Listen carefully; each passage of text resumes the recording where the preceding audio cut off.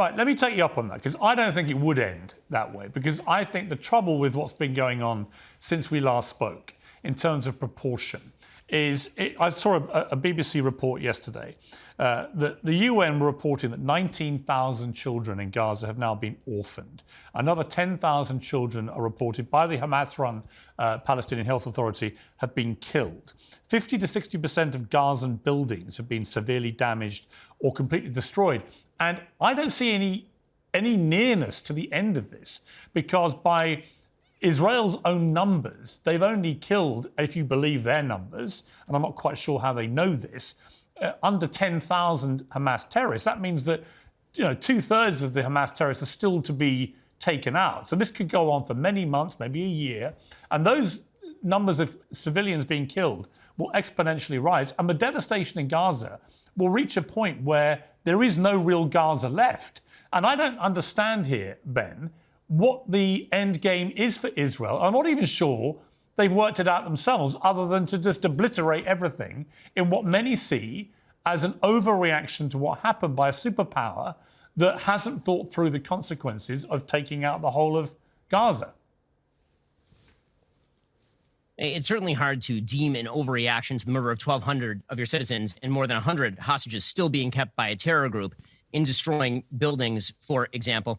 Right now, what Israel is attempting to do and what the long-term plan is going to be, and I said this in the interview, as you'll recall, days after October 7th, is that there would, in fact, be a long-term military occupation of Gaza. The question is going to be when Israel shifts its strategy from a high-intensity campaign to a lower-intensity occupation, which is predictably going to be the result of all of this. Because, again, the governing power in Gaza is still Hamas. When Hamas is no longer the governing power, the question is going to be what replaces it. Unfortunately, there's been no power other than Israel that has been willing to actually take up that question, simply because the Palestinian Authority is incapable of even running the West Bank. The Palestinian Authority is deeply unpopular even in the West Bank. The Palestinian Authority is itself rife with corruption and Jew hatred. There's literally law on the books in the Palestinian Authority, pay for slay, that actually pays people for the killing of Jews. So that is not a power that can be in charge of the Gaza Strip that will leave Israel with any sort of sense of security. The UAE has no interest in running the Gaza Strip. Egypt has no interest in running the Gaza Strip. Jordan has no interest in running the Gaza Strip. Saudi has no interest in running the Gaza Strip. The United States obviously has no interest in running the Gaza Strip. So the question becomes, who runs the Gaza Strip? And if you are Israel, that question is not a question for a distant day. That is a question for every day. And right now, the military is effectively in control of the Gaza Strip, and that is likely to remain until there is some form of regime in the Gaza Strip that can be put in place that will end with the extirpation of terrorism, that cannot involve the UNRWA, which is a terror haven, that cannot involve the UN, because the UN, unfortunately, has been cover for Hamas for literally 20 years. And so the question here is a tough one, and it's not an answerable one in kind of right now.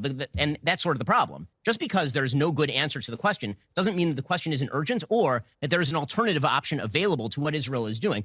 What I've been missing in all of this is what exactly is the alternative option that has been presented by anyone other than Israel continuing on its quest to extirpate Hamas so long as Hamas is holding its citizens, firing rockets into the center of Israel and threatening Israeli life.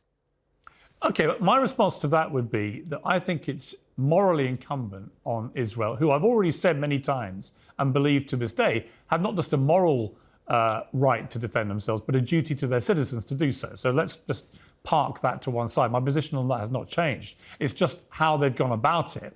And, you know, only yesterday we saw Israel forces dressing up both as, you know, in Hamas-style clothes and Palestinian clothes to go into a hospital on the West Bank and take out 3 Hamas terrorists.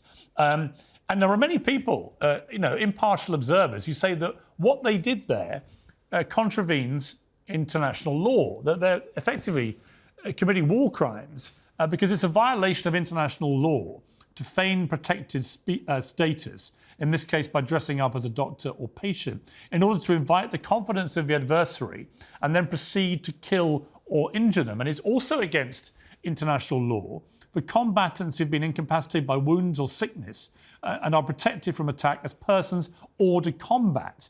So if they're paralysed or incapacitated, an attack on that individual is prohibited by international law. So I look at that, it seems to be a prima facie case of Israel breaking the law. Do you defend that? Yes, I defend that, because if Hamas, or in this case Islamic Jihad, is using a hospital as a terror base, which they have historically done, then the violation of international law is on them. I mean, by all international law, using a hospital as a terror base, which we have seen in the Gaza Strip, we're currently seeing in the West Bank as well. That's the war crime. I always find it very bizarre that international law is invoked when it comes to a response to a war crime, but not to the original war crime. If you use a hospital as a terror base, then the hospital is no longer only a hospital. It also becomes a site from which terror is emanating. And so when Israel engages in a targeted military operation, by the way, not killing any civilians in this particular operation, killing people who are clearly terrorists, that is the war crime as opposed to terrorists using the hospital as an organizing base. That seems to me peculiar. Well, it is by the letter of the law of international law. Yeah, it is. What they did was a war crime. You can't dress up effectively as doctors and patients and take out people who are being treated, which is what appears to have happened. Well, it's unclear whether they were being treated or whether they were simply using the hospital as cover. That's Israel's contention anyway. Look, I think that the problem is when you talk about this, you talk with great clarity and you have a certainty about how you think this all plays out.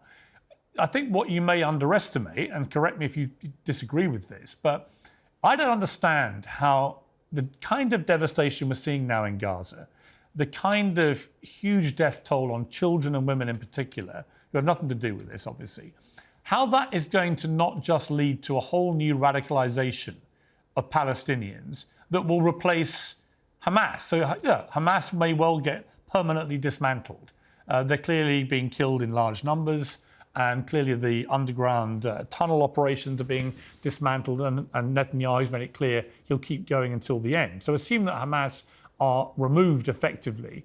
Why do you think, Ben, that doing this in the way that Israel's doing it is not just going to lead to a whole new breeding ground of radicalized Palestinians who've lost family members, kids, wives, and so on, and who will want to exact revenge? How does it make Israel safer?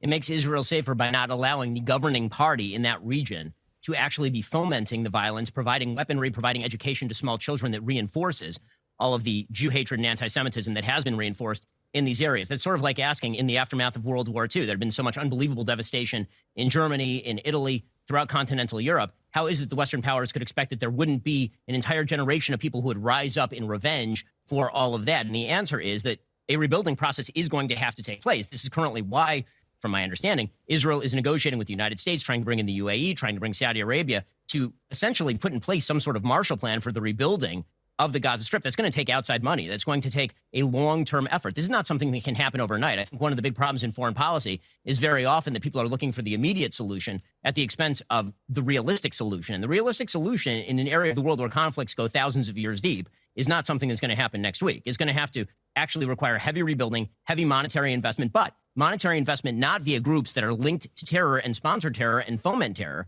but linked to groups that actually are going to promote quiescence, that are actually going to promote moderation, that are actually going to promote a future in this region of the world where both parties can coexist.